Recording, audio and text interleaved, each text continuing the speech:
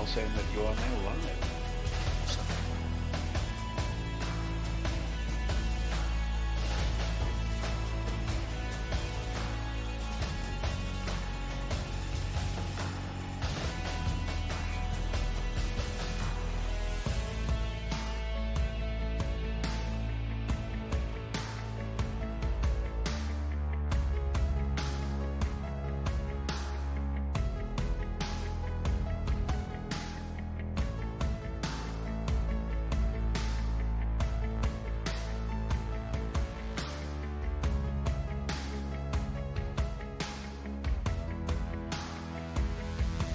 So you sorted out your music issues? Looks like it.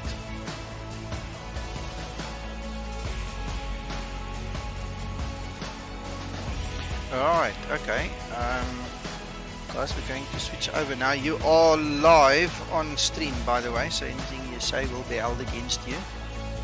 I'm just going to drag us into the live on air so everybody knows that.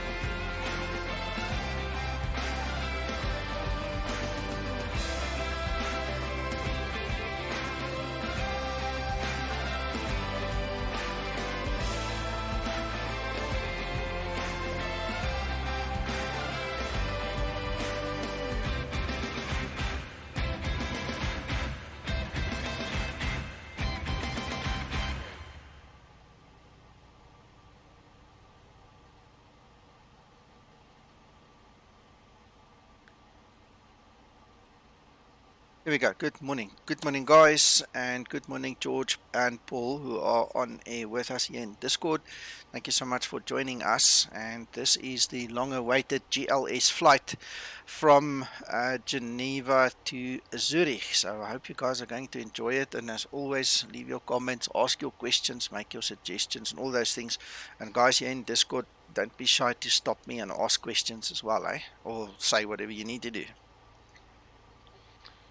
Good morning. Good morning, everyone. Right, I just want to sort out the slobs broadcasting software a little bit. As you can see, that's our Zibo already waiting for us. And good morning, Mohammed.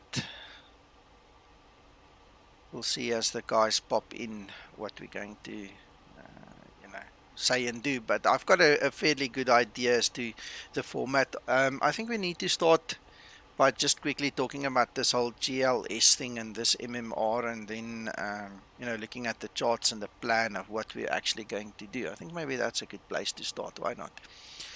In the description below the video, I've actually put the definition of what GLS is. So if any of you are wondering what GLS is, just go below the video, read the description there. We basically now have a augmented system that uses GPS and ground-based transmitter stations in conjunction with each other to give us higher precision approaches and landings. Currently, GLS basically simulates a Cat 1 ILS in terms of precision. I read up a little bit. I see there are a few prototypes that they are busy with on Cat 3. Which is going to be interesting. And then obviously in Europe, they've also got the EGNOS system, which is also now supported by the Zibo. And in America, they've got the WAS system that's also supported. So Zibo did a lot of work in the week. Amazing. I've flown EGNOS and I've flown the GPAS GLS already. I haven't flown a WAS, but a couple of guys have reported it works real good. Good morning, Johan. So let's quickly look at our plan. I'm going to put my Navigraph on the desktop there for us. Right, we are currently situated here. Let's actually track the aircraft, then we can see where it is. Right, so we are here in Geneva. Then we're going to fly all the way down in the valley, cross a little hill over there, and then turn back on runway 14. Runway 14 at Zurich is actually very special because it's got an ILS up to Cat 3 auto land capable. It's got the POPI for visual approaches. It's got the EGNOS for LPV approaches. It's got LNAV, VNAV, RNAV, GNSS approaches. It's got GLS. So there's like 5 different approaches you can do on this runway. So if any of you guys ever want to practice, this is a very short flight. I think your time in the air is like 28 minutes, 30 minutes kind of a thing. It's a very short flight and it puts you through all the paces and you can literally test each one of the technologies on that runway, which is excellent. I think apart from my general testing flight between LPPT and LPPR and back, this will be the next one. Now testing all these other fancy stuff. How many of you guys have actually tried the GLS in the Zibo? No, I haven't as of yet. I've still got to get myself operational. Okay. Alright, well, I'm hoping that all my rambling today is going to give you a little bit of background information. It's going to make it easier for you. So, in terms of the chart, this is the unedited one. I must actually not put that one up. I'm going to quickly remove this from our screen and then I'm going to go to the Adobe superimposed on the screen.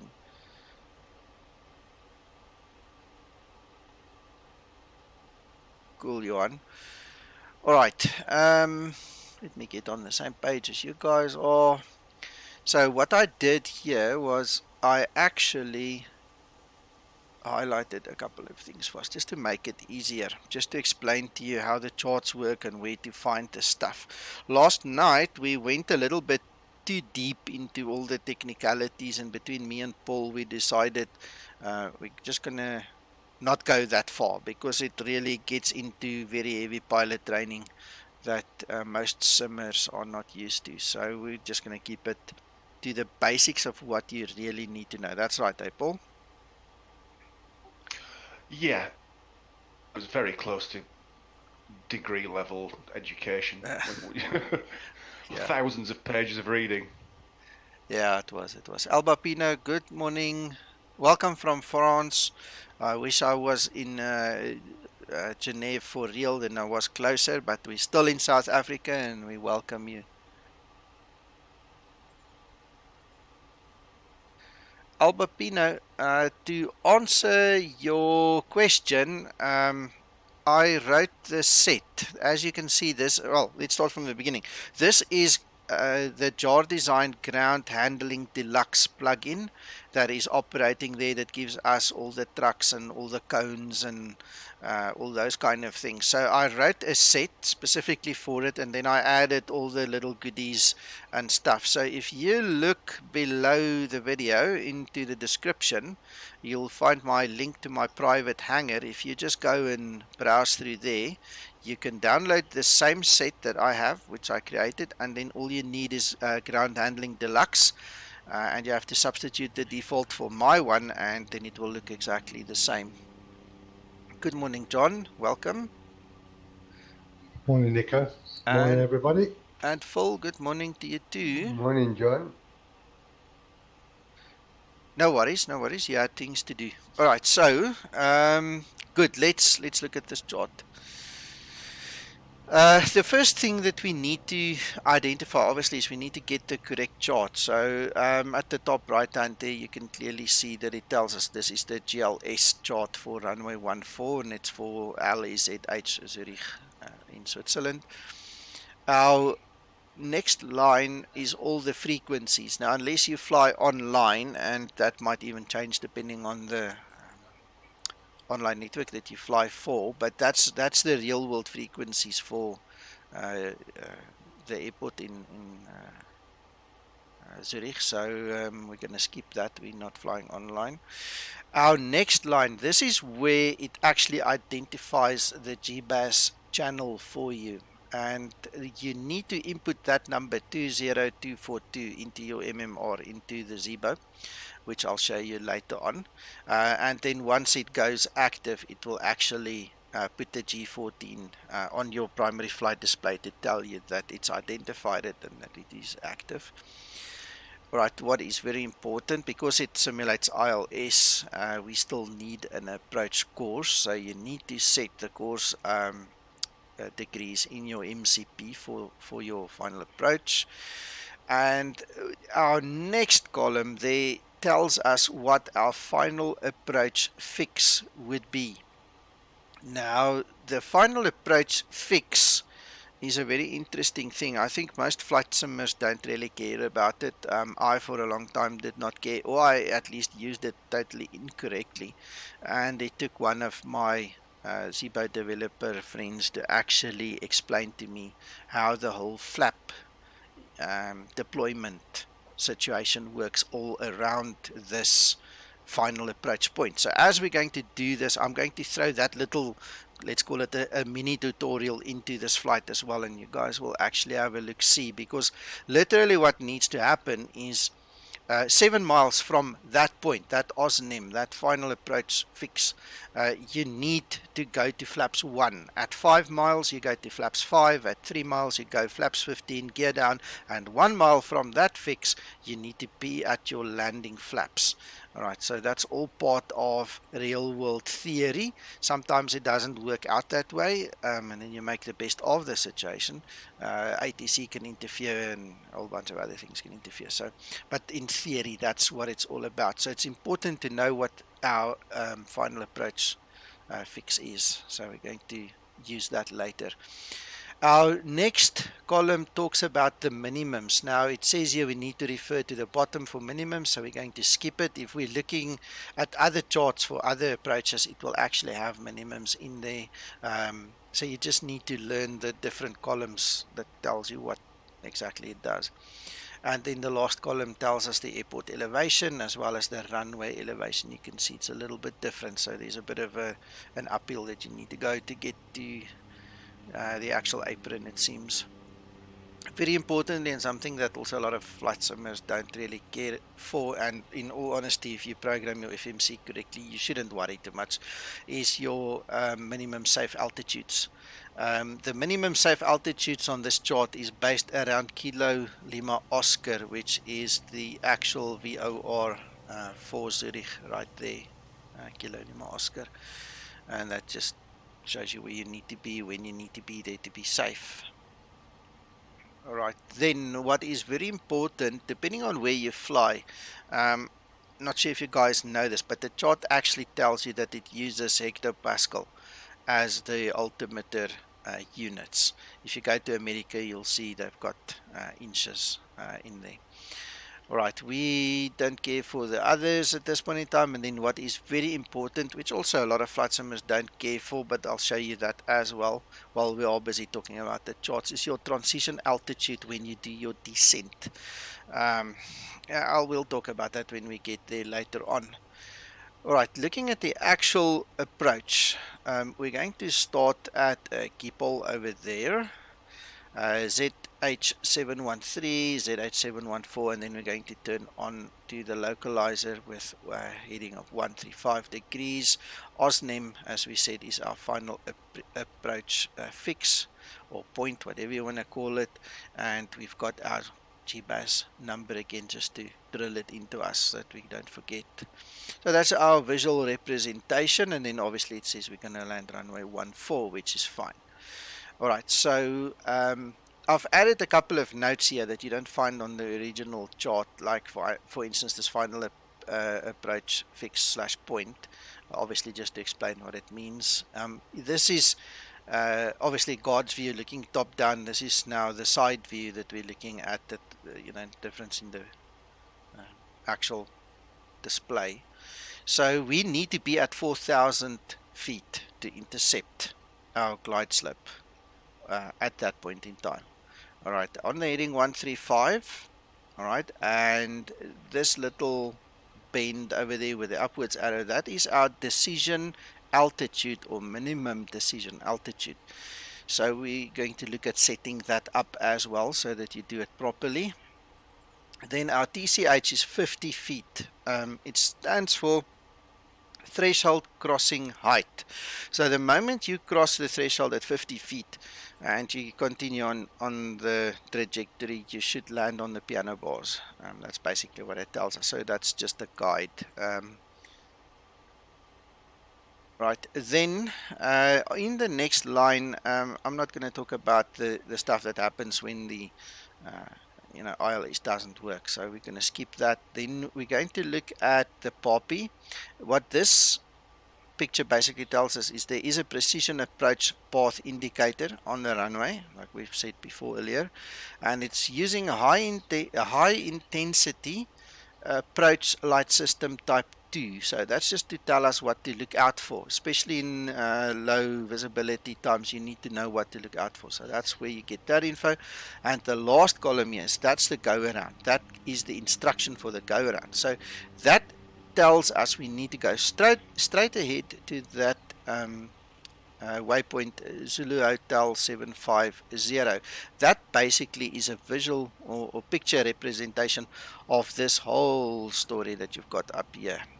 One thing I did skip, I just realized now, is obviously we need to know what the missed approach initial climb altitude is, which is 4,000, which we also put into the MCP later. Alright, then almost lastly, we're going to do a straight-in landing on runway 14 using GLS. The GLS system on this runway does not allow for radio minimums. It is specifically telling us our decision altitude or height, which is barometer related. Now there is a legal limit to what you can do. Minus 20 degrees or colder, you can't use your barometer, and you have to use your radio altimeter to determine your minimums, but that's a topic for another time, a whole different discussion. So what we're going to do is we're going to set our minimums to 1,602 feet. That is above mean sea level. That translates into 200 feet above the ground. Alright, and that should give us that point over there. Come on. Go away. Alright, so that should give us that point over there, somewhere there.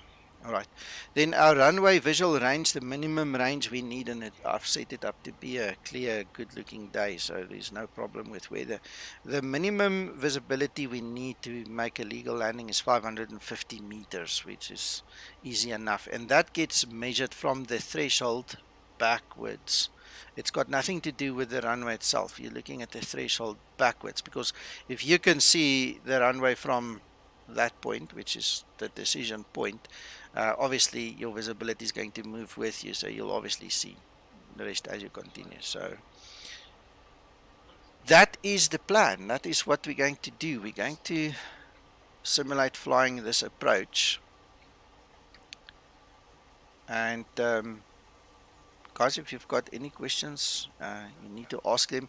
What I will do as we progress through the flight is I'm going to pause the sim if I feel it's necessary. I'm not flying for a VA. There's no reason not to pause it if we have to.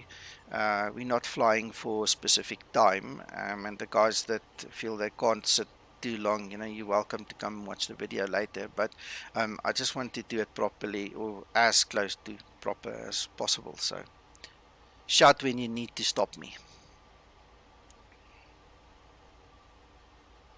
Right, will do. Okay, cool. Paul, I lost you there. You're back. Yes, thanks.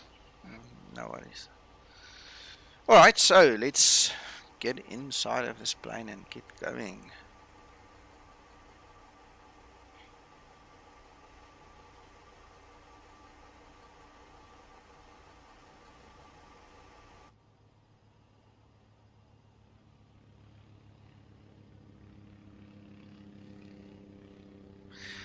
No, this is the one without the ambulance, but with the limo.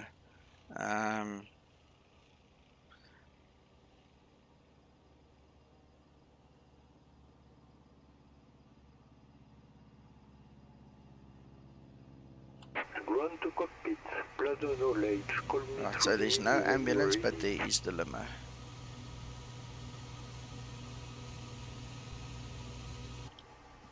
But you can select which one you want. Yeah, if you download the correct one,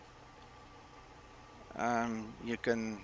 I've got multiple versions of it, so you just select the one you want. I personally like to be the rock star, so I want my limo there. You're welcome, Albapino.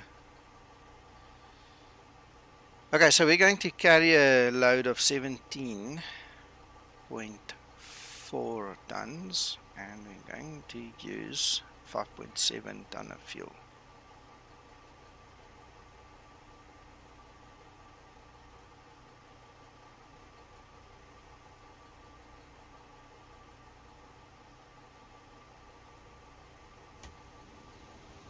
Yeah, I'm a VIP. You know that.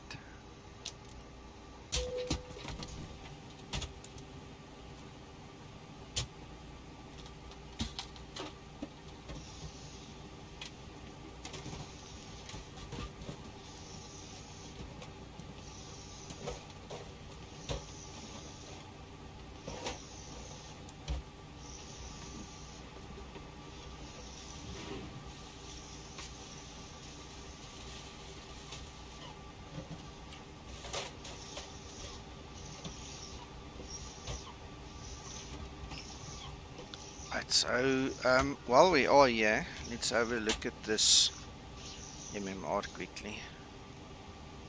That means multi-mode receiver. So let's start with the basics before we get too far.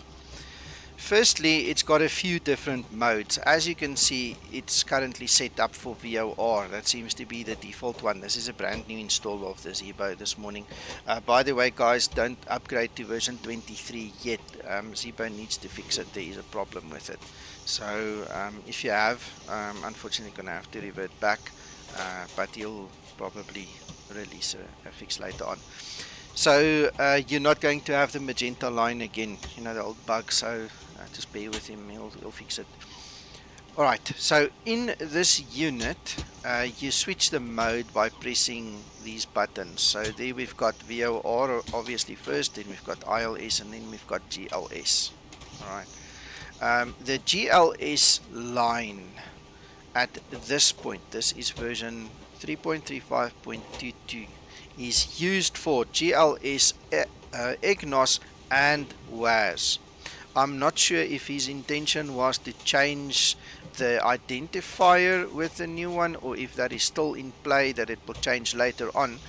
But for our intents and purposes, we're going to use the GLS input line for all the different versions of these fancy approaches. So let's quickly show you here.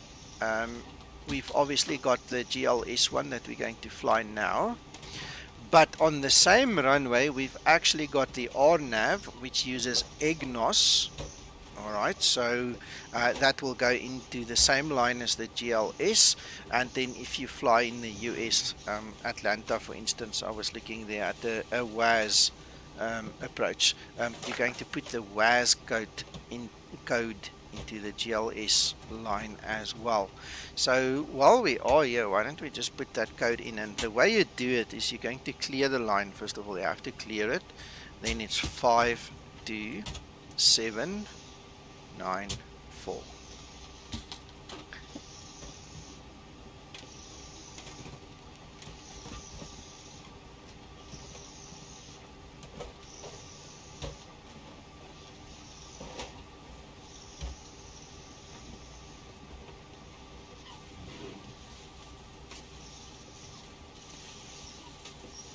Alright, so we've got 52794, and to make That's it, the RNAV. yeah, that's Sorry, Nico, that's GBAS. the RNAV Sorry, code. yeah, sorry, yeah, you're right, sorry. Let's go back to GLS. We wanted to do GLS. Thank you for spotting that. 20242. When I did my descent checks, I would have picked it up, but you were sharp there. Thank you. 20242. So that's GBAS, and that's exactly why everybody's here today. So we've set the mode, we've set the code, and all we need to do to activate it is we need to just switch it over into the active position. The VOR or ILS or whatever we want to put secondary, we can obviously then put on standby. Alright, so that's literally as easy as it gets. You must just keep your wits about me. Don't be half asleep like me. Sorry. So there we go. That's the first thing we're going to do. You put it on both sides. You can. It's got no relevance because it's Cat 1. But you can, George. Once we go to auto land, you're obviously going to need it on both sides. But let's just humor ourselves and do it. 20242, and we'll just put it on both sides. Alright, so that is as easy as it gets how to program the system.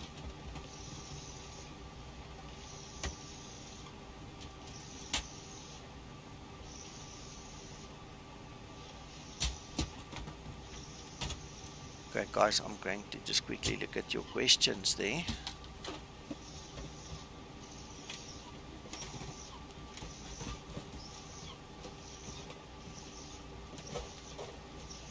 Well, there's okay, I want to just qualify this as well. This is not the AviTab. That little icon there is the AviTab. This is the Zibo tablet. The AviTab is just one portion of the Zibo tablet, and which is a plugin that runs separately, that was developed by Fulco and used by Zibo. So just to clarify that first of all, it comes with the Zibo, so if you download the Zibo and you're on the latest version, it will obviously look exactly like mine. So there's, you know, all that free that comes with it, the freebie.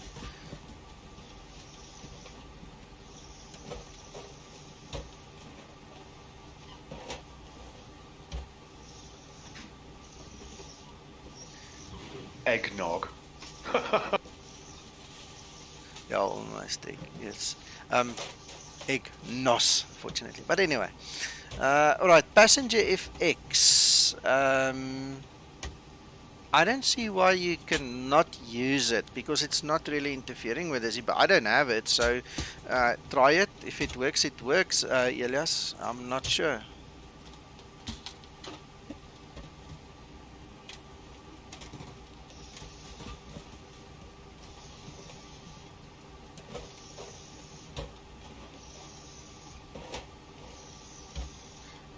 Phil, yes. There's a couple of things that you can do, and it starts with Google, and then it gets to reading a lot.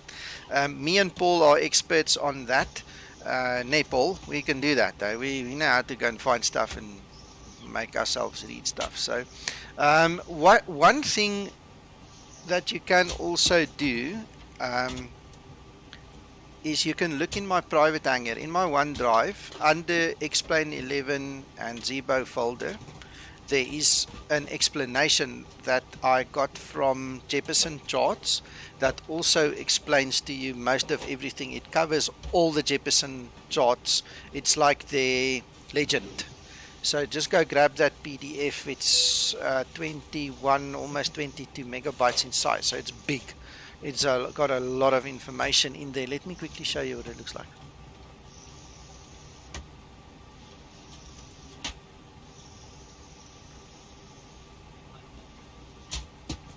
Adobe. Alright, so this is the Jeppesen legend basically. And if you read through here, it actually numbers each and every single item that you can find, and then it gives you all the explanations. And I mean, you can read through this document at your leisure, and it actually teaches you all the different, you know, symbols and what they mean and so on. And then obviously if there's something that you need to find out, you know, from here on, if it's not mentioned, then you can just Google it. But start with this one. It literally covers the airport charts, the approach, the departure charts. It even covers your routes and all the symbols. Everything that Jeppesen uses is in this document. Start there, and then you Google the rest.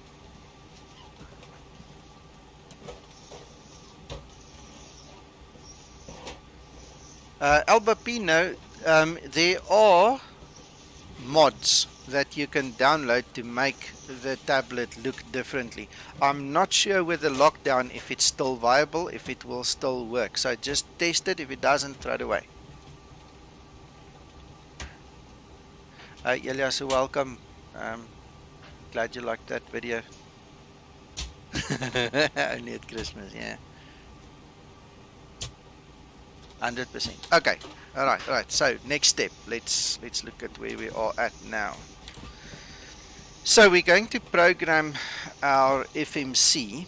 Last night I forgot to export my flight plan via my normal PFPX route that I usually take, and I actually used Navigraph to export the route, and I was pleasantly surprised. It exports in such a format that the Zibo actually recognizes my departure and my arrival already, my sit and start.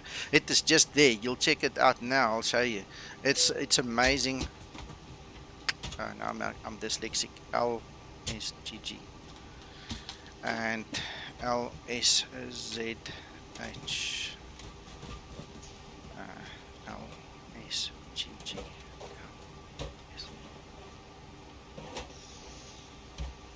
Alright, so immediately it populates your runway for you. We can calculate, activate and execute. Then if you go look at your departure, look, it's already put it in. You don't even have to guess. If you created your flight plan properly with your Navigraph here, if all of this is true and you go to flights and you select export and you select explain and you drop it into your output FMS plans folder like that, it basically does all the hard work for you. It's just a question of clicking now. I was amazed. I've never really used it. That was the first time. Looks very good, especially for training.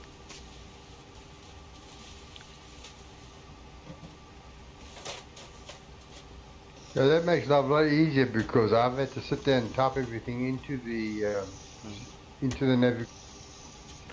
No. Let me show you another trick. Guys, I hope you don't mind. I just want to show George quick.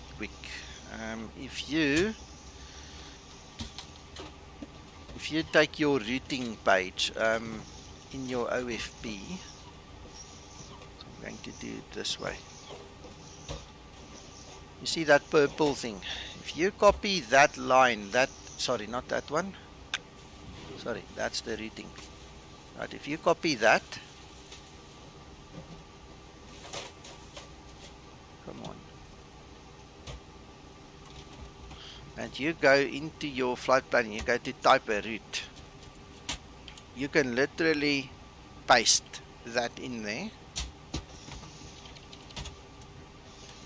and click save. The moment you do that, it's going to give you almost the same. You're going to have to refine one or two things, right?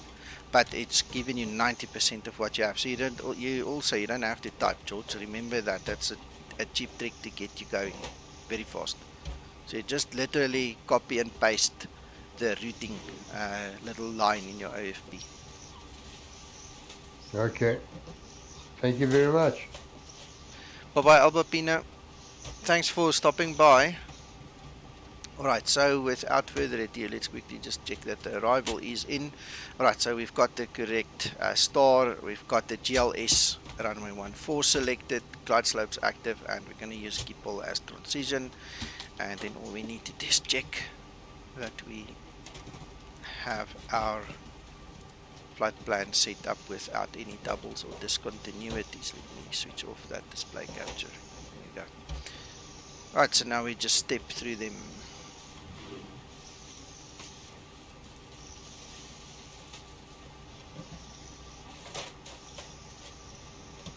I don't see any doubles or any backtracking. Everything seems to be in natural progressive order. As you can see, there's Schiphol, and then we're going to make the turn onto the actual finals there. Right.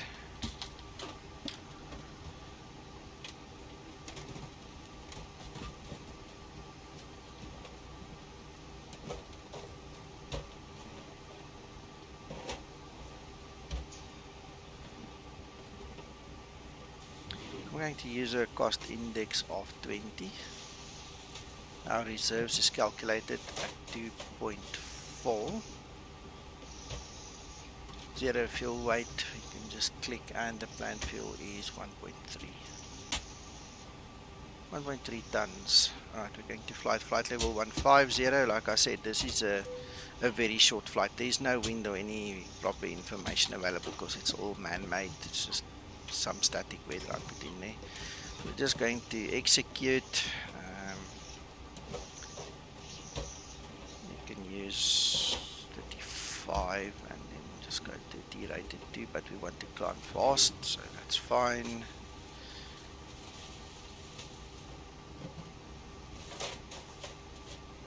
Right, that takes care of that.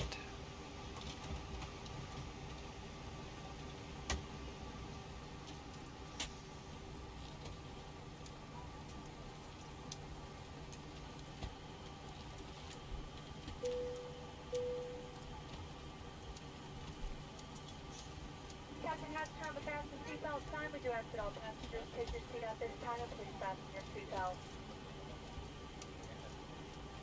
Just as a reminder, we cannot leave the gate until carrying items are properly put away. All overhead bins are closed and all passengers are seated. Our landing airport elevation.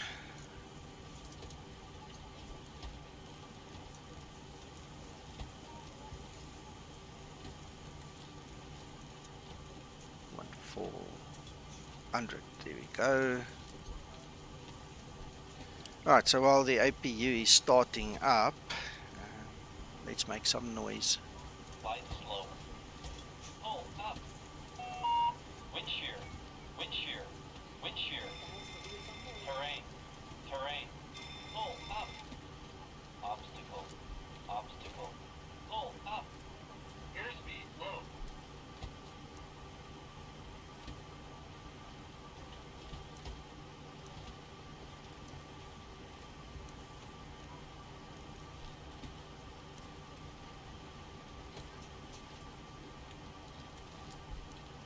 Interesting.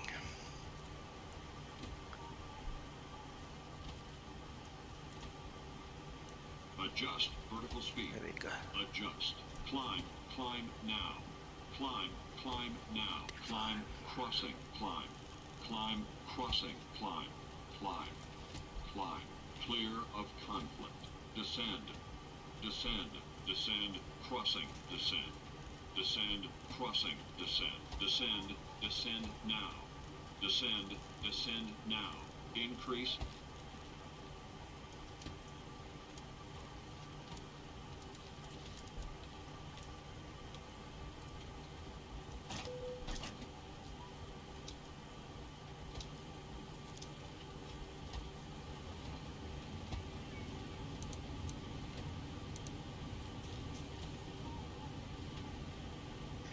Right, let us call Beta Pushback, and also we can close our doors.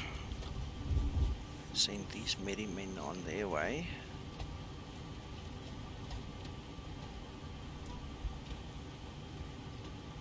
Yeah, the rock star's on board now. Yeah. That oak needs to go and get into the jet fighter that's hidden in the hangar, and he needs to rush because when I get out on the other side, he needs to be there. So he's got work to do.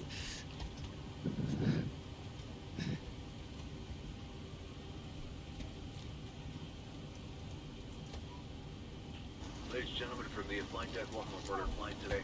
We're wrapping up the final paperwork here to get you on your way momentarily. I want to thank you so much for your company and business. We invite you to sit back, relax, and enjoy the ride. Again, welcome aboard.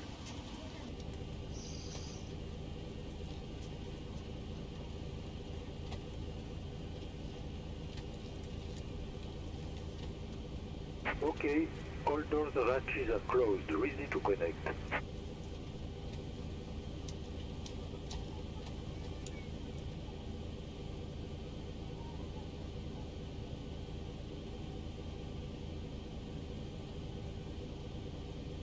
Flight attendants prepare for departure, cross check and all call, thank you.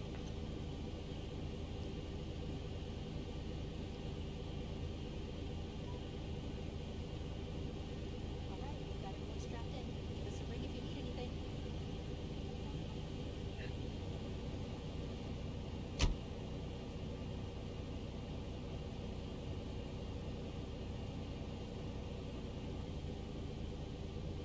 Now connected and bypass pin inserted. Release parking brake.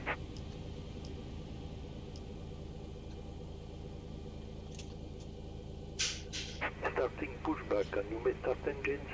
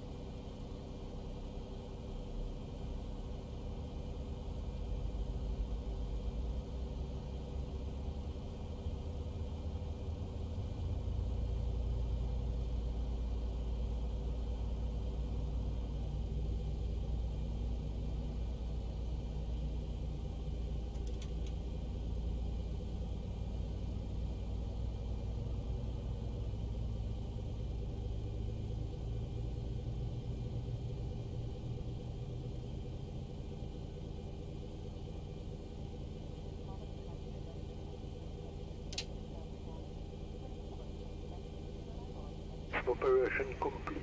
Set parking brake. Disconnecting tow. Standby.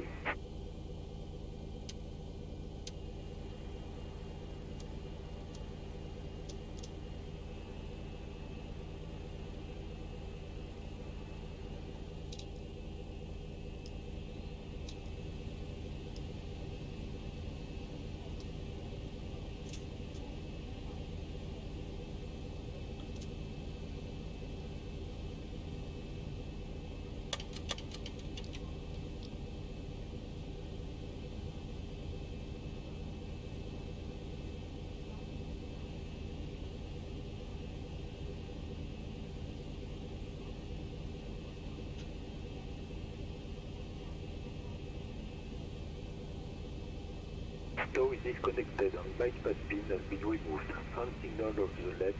We'll see you next time and have a sad flight.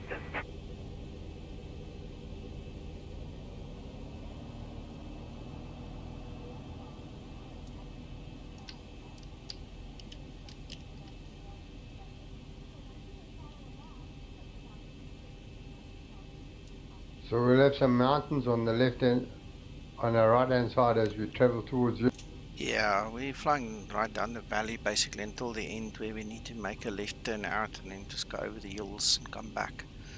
So it's going to be interesting. Lovely flight, I must tell you one thing. I'm definitely going to fly this flight a few more times in my life.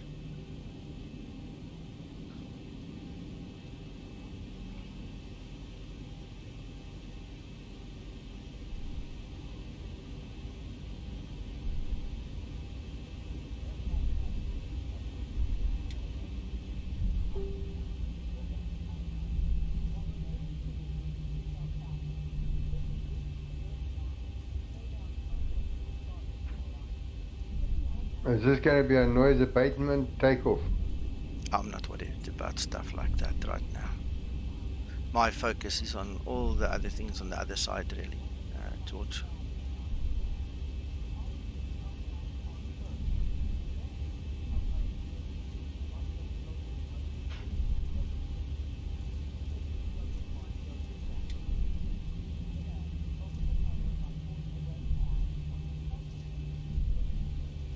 It's always that one guy that wants to make it more difficult, eh, George? No, I don't want to make it. I was wondering, you know, because that's what I think it's like in Switzerland. Yeah, I can just imagine there must be noise abatement procedures there. I did not bother to look at them. Secured. Have a good flight. Righto, so what I'm going to do is I'm going to put the terrain this side, whether that side, just because of the terrain, so that I can keep an eye on it and not have to worry about it. That side, there's going to be no weather, so I'm not even worried about that. I'm going to go to Squawk Charlie, get that going.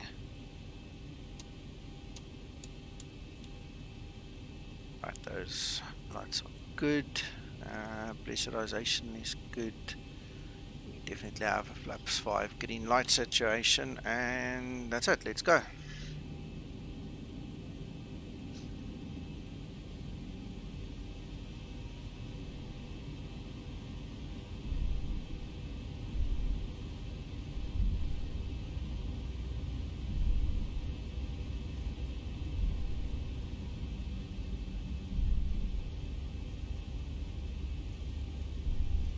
Approaching 05.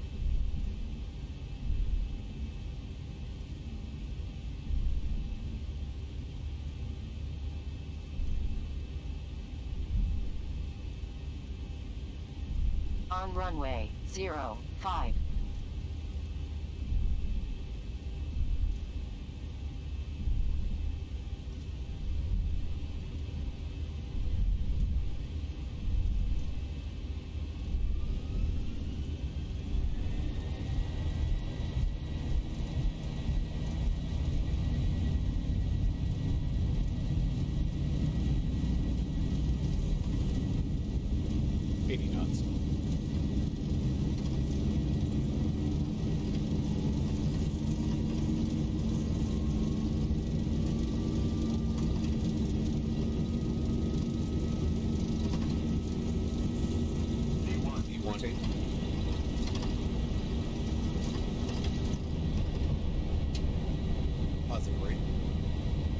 Gear up.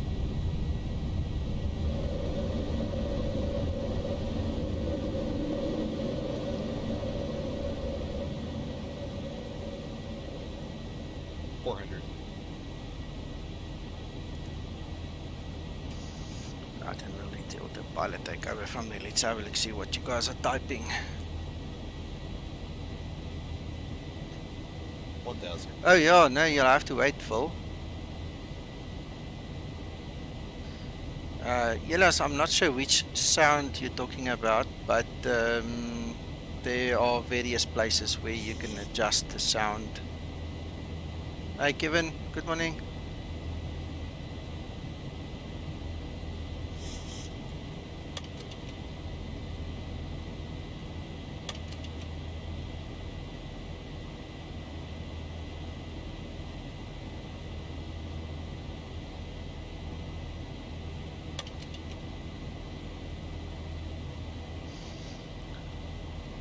Right, okay, now I want you guys to pay attention. I'm not sure how many of you guys are aware of this, so if you know it, excuse me, I just want to try and help someone who doesn't. If you look at your setting over there, the QNH is 1010, it's going to go yellow when you go past your transition altitude, which means that you now need to go to standard atmosphere. And even if you guys know this, I bet a lot of you guys might not know that that same facility is available coming down when you descend, but not a lot of guys know where to set that up. So we're going to just talk about that as well. That was a request, so I'm going to show you that. I think our transition here is 7,000. Yes, should be.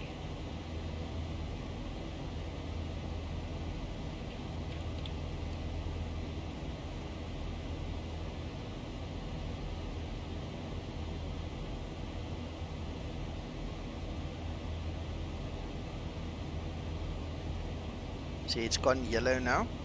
So that is our indication that we need to press standard to go to standard atmosphere. Now when we do the descent, I'm going to show you how to set it up so when you go back down, it actually uses the correct setting. When we look at the charts and everything, I'm just going to point that out for the guys that don't know. Alright, so I'm looking for the Will to Zulu.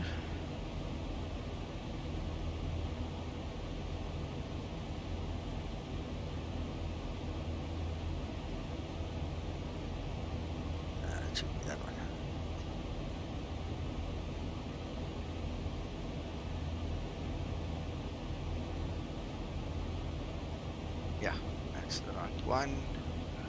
Okay, we're going past 10,000, so I'm just going to kill the lights. Put the start on auto. Give the guys a bathroom break as well. And then we're going to the arrivals, approaches. We're going to do GLS runway 14.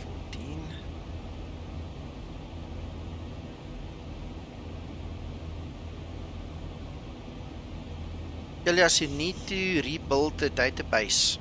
Inside of the Zibo folder, you will see a runway, a gate, and what's the other one? Let me just check quickly. You got me off guard there.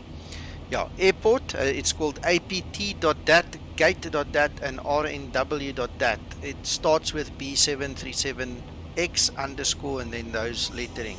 Delete those 3 files when Explain is closed.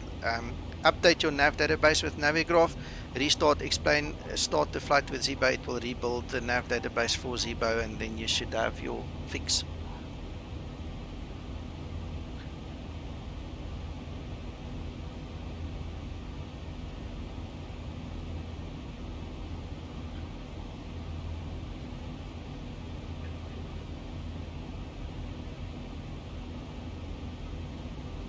I'll show you now, hold on. 1,000 to go. We're getting close already, look there. Okay, if we have to pause the flight, like I said, we're going to pause the flight to make sure that everybody is on board and happy. If any of you guys feel I go too fast, like Elias just said, I'll gladly slow down for you. Please don't be shy. Alright, so I'm going to drag my screen into view again. These 3 files, B738X underscore APT underscore gate underscore RNW, those 3 files is the Zibo navigational database. So when Explain is closed down completely, you need to delete those 3 files. Then you run your Navigraph updater, make sure that Explain is updated as usual. Then you restart Explain and you start the flight with the Zibo. It will see those files are missing and then rebuild them for you. So that's it. I mean, there I've showed you. That's all you need to do. That will fix the database issue.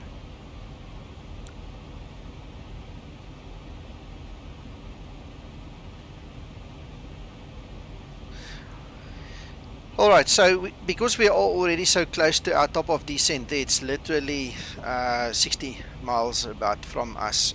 Let's quickly run through what we need to do now. I'm just going to come back. Let me switch off this screen problem. Right, I'm just going to quickly double check the settings to make sure. This is where I would have picked up the problem, George, earlier that you mentioned. So when we go back and look at the actual channel, we need to be at 20242 for GBAS for the GLS. We see we are on 20242. We cross check the other side. That is correct. So it means that we are now actively looking for that signal on the other side. When we get it's all in place.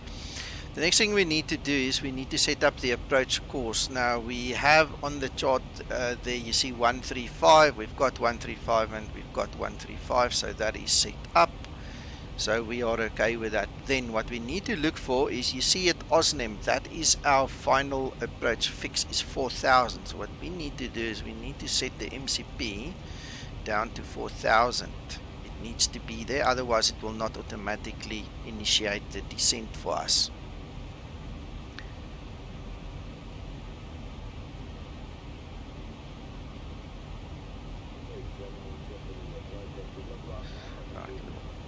Captain say story there. Alright, I think that's about all that we need to do there. If we need to come back, we shall come back. Oh no, it's not, we need to come back. Hold on, I need to show you guys this. Do you see there on the chart it talks about the transition altitude being 7000. Alright, now this might not be a prime example, but trust me, if you fly long enough you're going to see the value. So if you click on the descent page and you go to forecast, just going to take that away. If you go to forecast, there is a line where you can actually add flight level 070. So like I said, this isn't the best example, but if you fly in South Africa, for instance, that changes between the different airports. So Johannesburg is 080 and Cape Town is 075, I think. So that differs.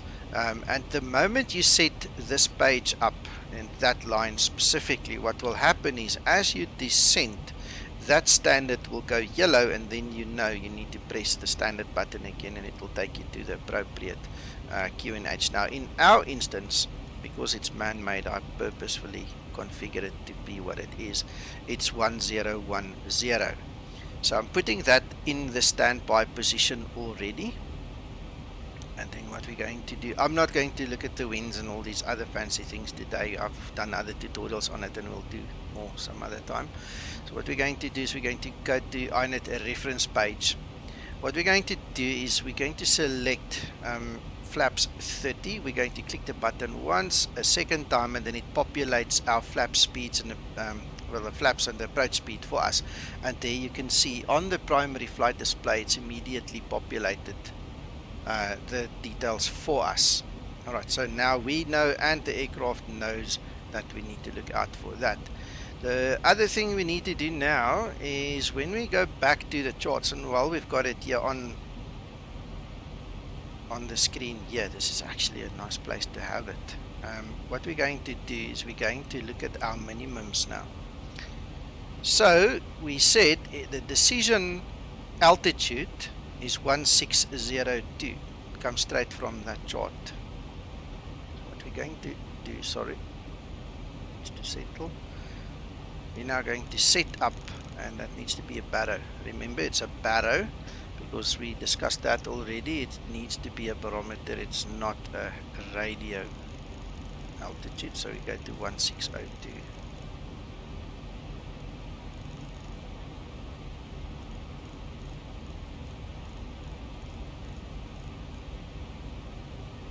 So we can see there the altitude is going to be 1602 above mean sea level, and that translates to 200 foot above the ground. That's going to be our decision height right there.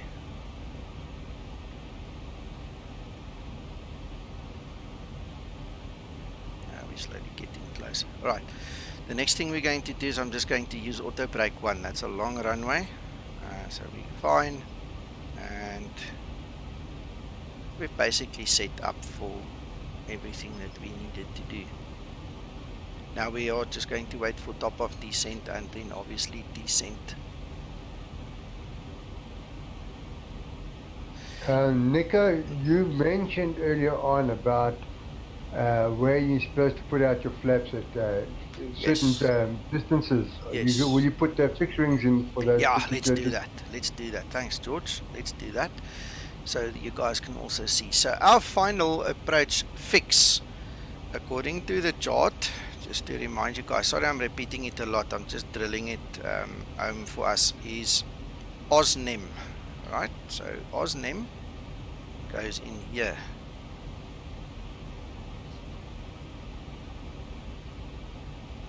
Then we're going to do a 7-mile ring.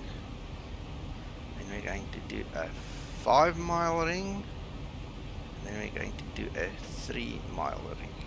Right, so the theory behind that is 7 miles, flap 1. 5 miles, flaps 5. 3 miles, flaps 15, gear down. And 1 mile, which there isn't room for, at 1 mile from OSNEM, we need to be at flaps 30, which is what we selected as our landing flaps, and that is the theory. So we, I mean, don't kill yourself if you can't do it. In the real world, it's also, you know, a reality versus expectation game all the time. If you can't do it, you can't do it. But you know, if you can, do it. Doesn't it allow you to add additional? You can only add 3 fixes. You can't put a 4th. I haven't seen that you can put an additional one. If I've missed something, you can educate me again. But right, so if we look there, you can see the rings are in place there. Zoom in a little bit. So there's the rings already. Alright, so we're going to keep an eye out for that and take it from there. Alright, the moment the GLS becomes active, you're going to see it in this top left hand corner, and it's going to give you all the details as per the chart. You'll see G14 and all those, the necessary information that you need to see there.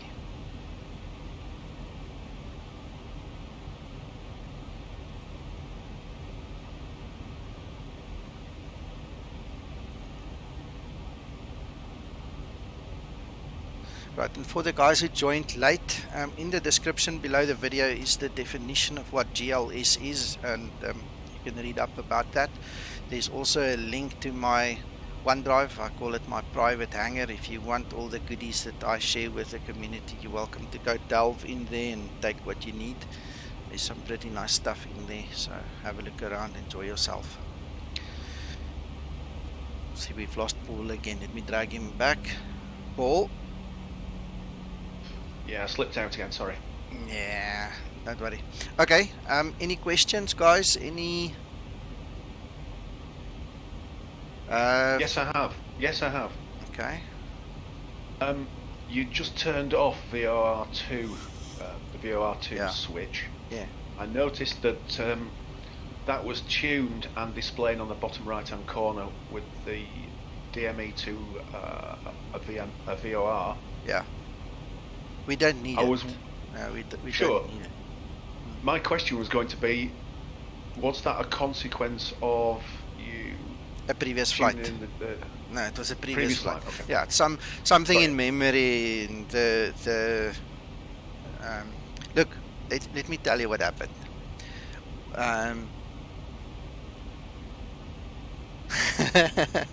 Sorry, Phil caught my eye there. His bacon is more important than the stream, it seems. It's fine, Phil. Go. Enjoy.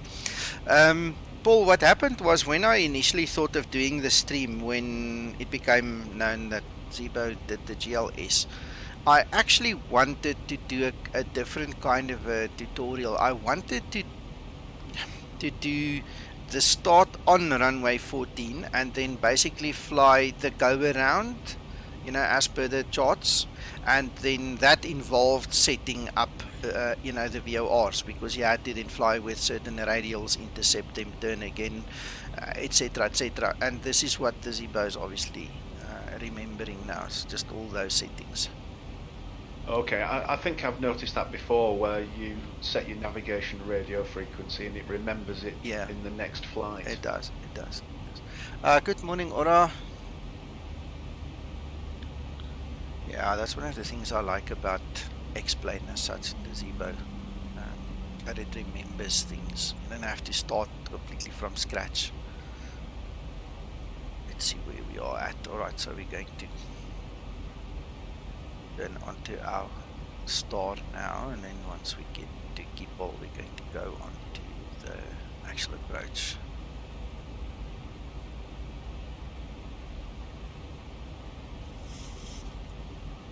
When I did that go around procedure, I was using that radio over there to tune all the VORs and things, and I tell you what, it became a handful, eh? Because you're up and down, you're looking more here at the instruments, you are absolutely oblivious to what's happening on the outside, you know, because all your attention is here, and then the highest you look up is just you know, onto your ND to see where you're turning and are you on course. You know, it was hectic, and that's why I said, you know what, maybe a different day. We don't need that stress in our lives now. Not today. If you left it tuned though and still displaying, you could quickly glance down and see how far you've got to go, I suppose. Well, but that's a direct line though, isn't it? It's a direct line to the VOR rather than on the route that you're taking. Yeah, but look at this. There's the chart, right? So you are going to use the DME on the GBAS to get to that point over there, Zulu Hotel 750, because you need to be at 5.3 DME. Then you need to turn and go to Zulu Hotel 751 to intercept an inbound radial of 053. Alright, while you're doing that, you need to climb to 7,000 feet to get to that point over there. Alright, so now you're giving yourself a hell of a workload. Remember, in real world it's two guys doing this. Now in sim it's you alone. So now you need to climb. Once you get there, you need to now turn on the outbound radial of 289, and then you need to descend to 6,000 again, and then you need to get to that VOR and then turn 225 and then get onto the approach. So effectively you are overloading yourself like crazy to try and do this as a single pilot. It's doable, okay? I got very close. It's really doable. But again, why the stress? Why do we want to do that? We don't want to scare the guys away. I mean, there's 21 viewers that are known on the stream right now. We don't want to scare them away. It's not many of the guys, you know, would have benefited from doing if we maybe just did a normal circuit. I've had lots of requests of guys asking me, just make a tutorial on how to do circuits, because we want to do circuit training with the Zibo. And that was the initial thought. Why don't we combine the two things? And then I tried to be clever and do the go around thing, and then I said, no, you know what, let's just do a flight. Yeah, it gets crazy. Alright, let me zoom in. You will see there our GBAS has just gone alive, so it tells us G14 Alpha. So we're going to kill this chart. We're going to go to that one. You can see it's identified G14 Alpha. We are 21.6, 21.5 DME now. Our inbound course is 135, and we're going to use GLS. So there's all the relevant information. You can already see glide slope is busy lifting up. There's our localizer already. And now we just need to manage our speed, because speed is going to be a factor here as well, very definitely.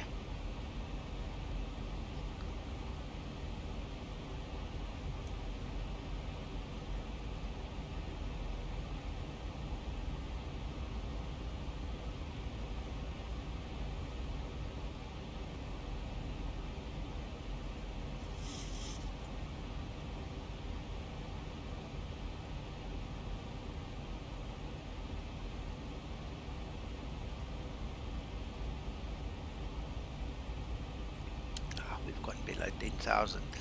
Sitting here talking so much. Procedures.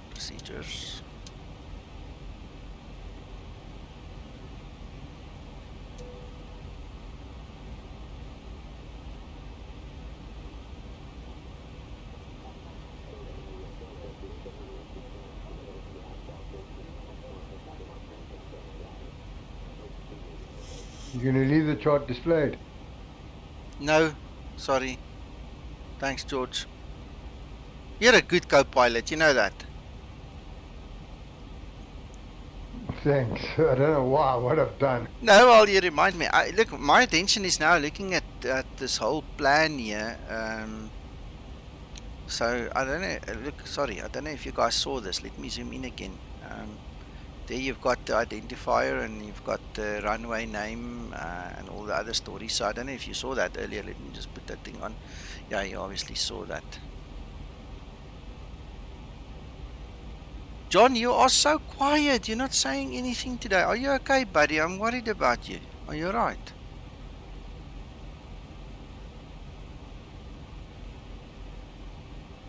Alright, so... Altitude.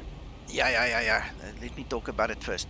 Alright, so there you can see, because we had the proper setting in our descent forecast page, there it's gone yellow at 7,000, which I'll obviously shout out to Nico. Alright, okay. And all we do now, we go to standard.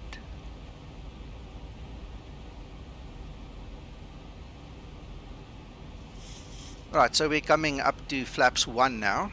I'm going to zoom in a little bit on the ND there. So you can see there's our first range ring. And the moment we go below 230, we can pull flaps 1. And that will also assist the Boeing for slowing down a little bit.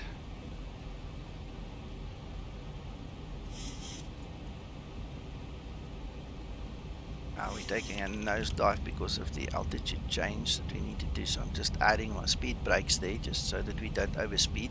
Guys, and if you haven't experienced it yet, if you overspeed with a Zibo now, you're going to lose your flight control surfaces. Your flaps are going to rip off, so don't do that.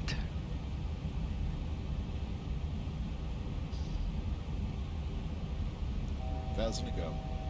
Alright, so that's flaps 5.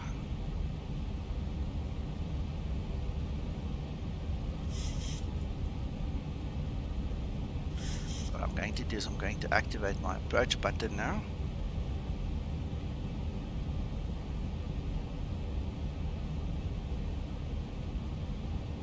And there we are at 4,000, ready for the intercept of that glide slope, which will come down soon enough.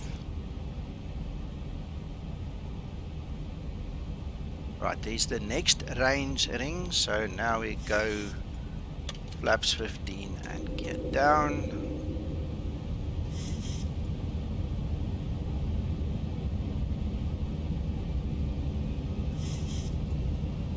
And 1 nautical mile from that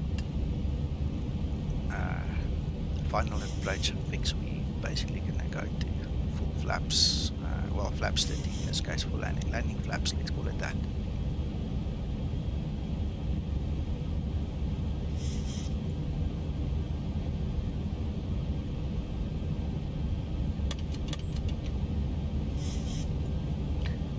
Alright, so we just need to adjust our speed a little bit to VREF plus 5, which is approximately there, 46, that's about right there.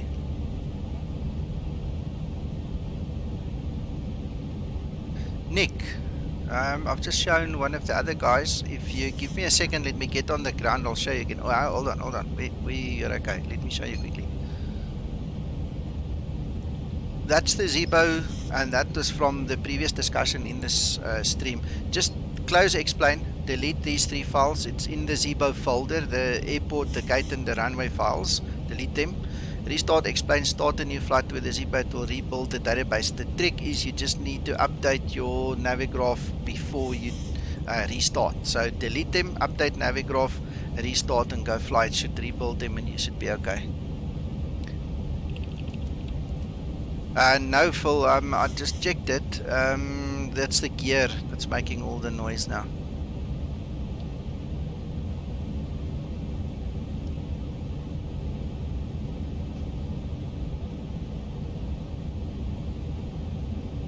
Right, so we're fully established. But thanks, that's a good one. Always good to have a spotter with me.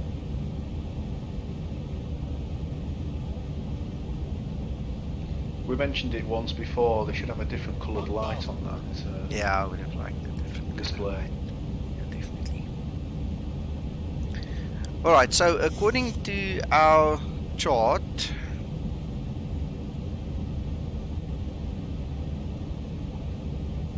our TCH is 50 feet. So we tested it last night. It's basically spot on. The moment you go over the threshold, that crossing height is 50 feet. And then Nico just needs to land properly with all the eyes on him.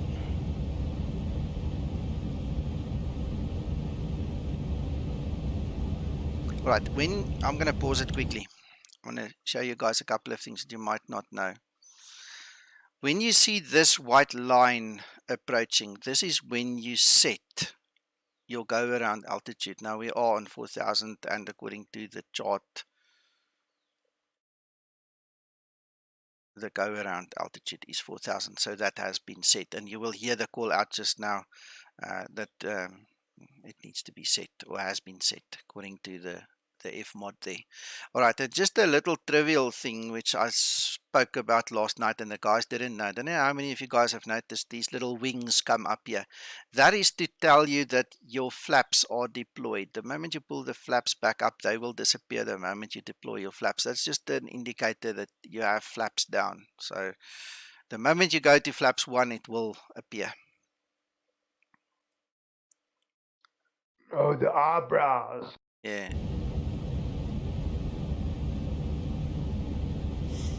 Right, so look at that. I mean, we spot on the glide slope on the localizer. That's our radar altimeter, 700 now.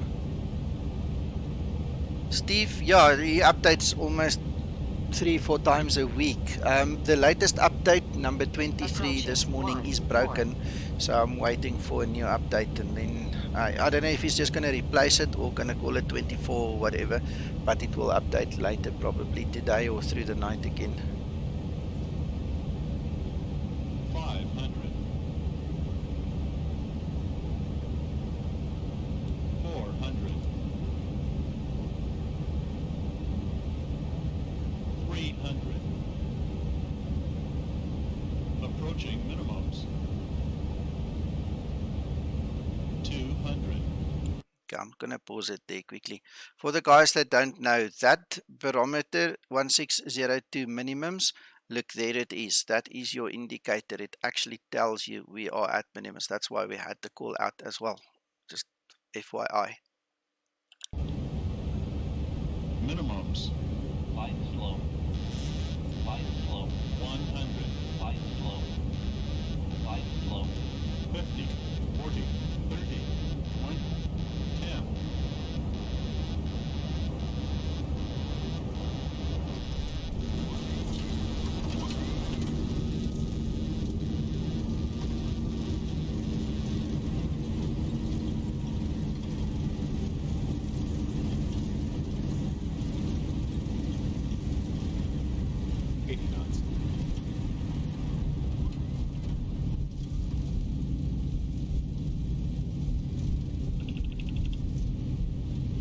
Yeah, I'm using 22 now. It works perfect. 23 is broken, unfortunately.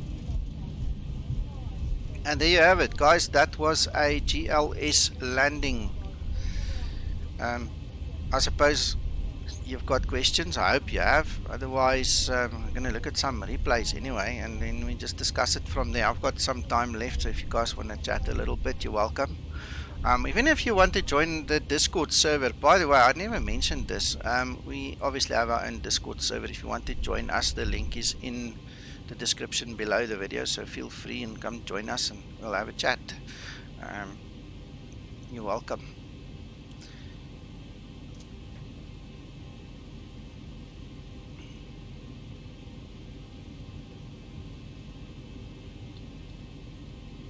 Thank you, Phil. Thank you, Ora. Nico, Yes, sir. the approach with the GLS, is it? Am I being confused over this? I don't think it brings you in as sharp or as steep as it does on an ILS. You've got the same descent angle. I'll show you. It is a 3-degree angle. If you look here at the bottom, it says the 3 degrees. It's going to depend actually on the airport, Uncle John. It's not really dependent on the type of technology. If you're landing in a mountainous area, it's going to be more steep than at a flat area. So it all depends on that runway. I'm pretty sure you're going to find airports where you will have different angles on different runways at the same airport, because it depends on the obstacles and everything that is in the way there. You understand what I mean? Okay, thank you. No worries.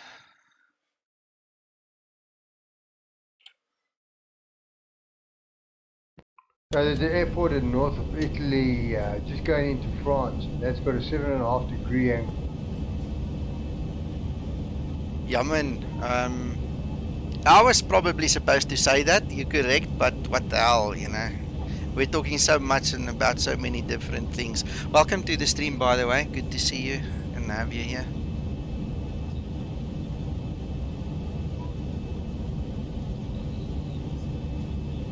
Lugano is the one I'm thinking of.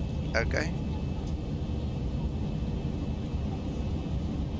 Phil, yes, the description of what GLS is in the description of the video, below the video. So just go look there. Basically, it combines GPS and ground-based technologies, which makes it accurate. So that's a combination of the two, where ILS is physically ground-based and RNAV is then GPS-based. So this is like a mixture of the two.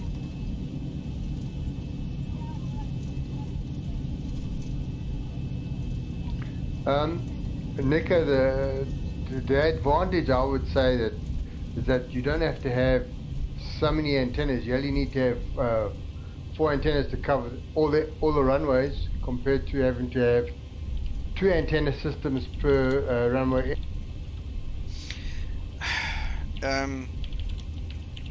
Let me just get my spelling correct. Sorry, Yaman. There you go.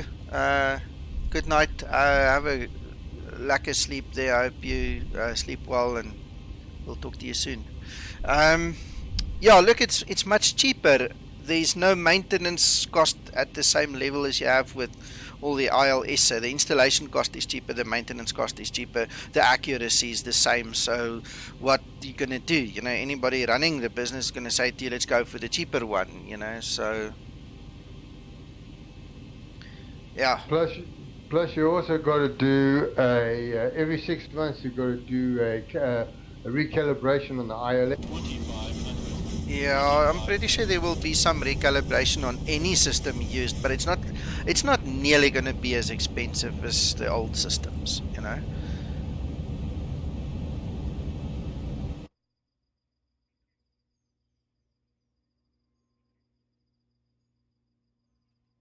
And the plus for this system is that you can do curved approaches. Yes, yeah, it's not just a straight in.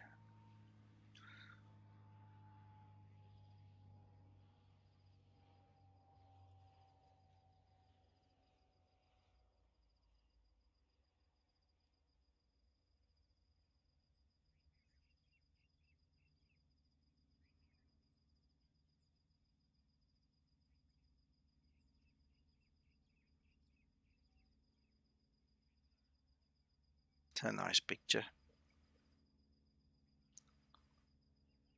Of course it will. Definitely help there, especially there.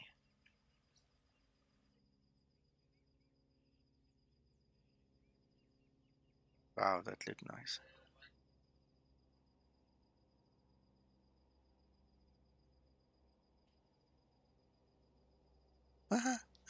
Well, I enjoyed it. I hope you guys enjoyed it, and I hope you learned something, and I hope that you can replicate what I showed you. It's not that difficult. It's just putting in the right code. If you're used to ILS, it's going to be a kind of an easy transition.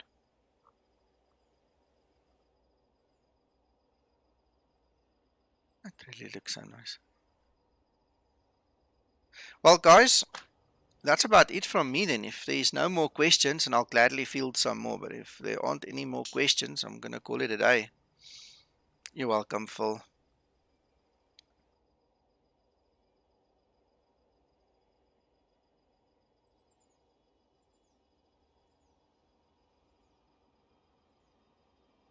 Big pleasure, Paul. Guys, thank you for watching. Thank you for joining me. All the new guys, don't forget to read below the video in the description. There's a couple of things there for you guys, especially the scenery. I've got the links there. I've got the flight plan there. I've got my link to my private hangar is there. So feel free to browse around. Enjoy, and we'll see you next time. Bye-bye.